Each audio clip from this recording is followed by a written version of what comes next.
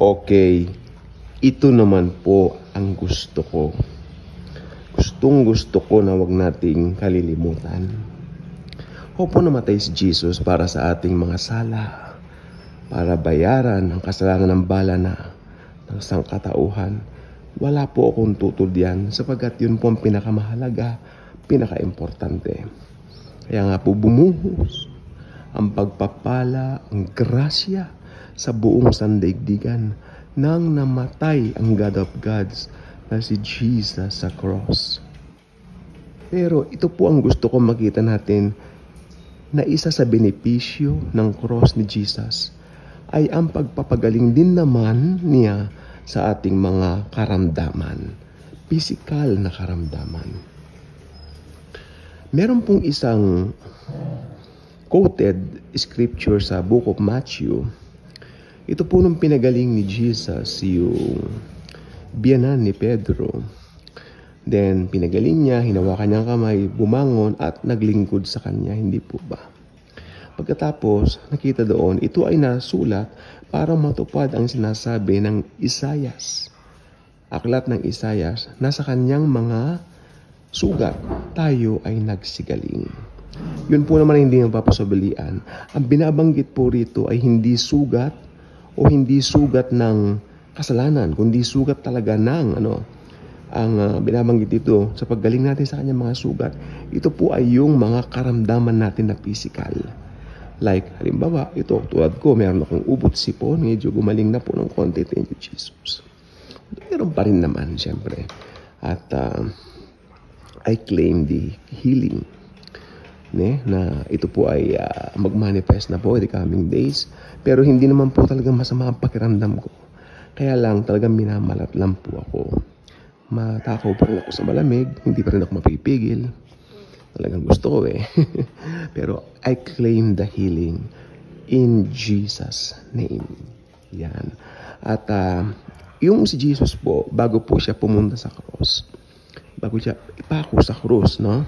Tulad ngayon, ito nga naman, malapit na naman ang mahal na araw. More than 2 months from now, Holy Week na naman po, atin pong gugunitain na naman sila, ako sana, kasi ako araw-araw kong ginugunita ang love ni Jesus sa akin. Yung Holy Week, pinako siya sa cross. After 3 days na buhay. Pero alam niyo po ba, isa sa benepisyo talaga nito yung kagalingan natin sa physical. Kasi sabi ko nga po kanina, kung natatandaan niyo, bago po siya pumunta sa cross, siya po ay pinutungan ng korona ng tinik. Di po ba? Pero bago pala siya putungan nitong korona ng tinik, siya ay ipinahagupit muna ni Poncio Pilato doon sa haligi ng bato, doon sa Pretorio. Ang Pretorio ay isang lugar na kung saan nagpupulong ang mga Romanong sundalo, no? At doon po nila pinaghahampas si Jesus. Hindi nila nalalaman yung kanilang paghampas sa Panginoon ay natutupad ang mga hula at nabubukasan ng grasya ng kalangitan, no? So napakaganda. Kaya by His stripes we are healed, sabi ng Book of Isaiah. Isaiah 53 verse 5, by His stripes we are healed. Kung sino man ngayon may karamdaman physical diyan, magaling na po tayo.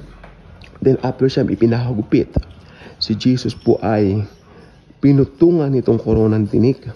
Ito po ay sumisimbolo sa lahat ng curses, sa lahat ng sumpa. Lahat ng sumpa na pwedeng dumapo sa isang believer, kinuha na lahat ni Jesus. Amen? So wala na po tayong sumpa. Sabi nila, kapag ka nanood ka ng The Exorcist, masusumpa ka, kalokohan. Ito ang hamon ko sa'yo. Bilang isang Kristiyano, panoorin mo ang Exorcist mamayang gabi. Walang mangyayari sa'yo. Sabay-sabay tayo manood ng horror. Manood tayo ng mga horror movies. I suggest.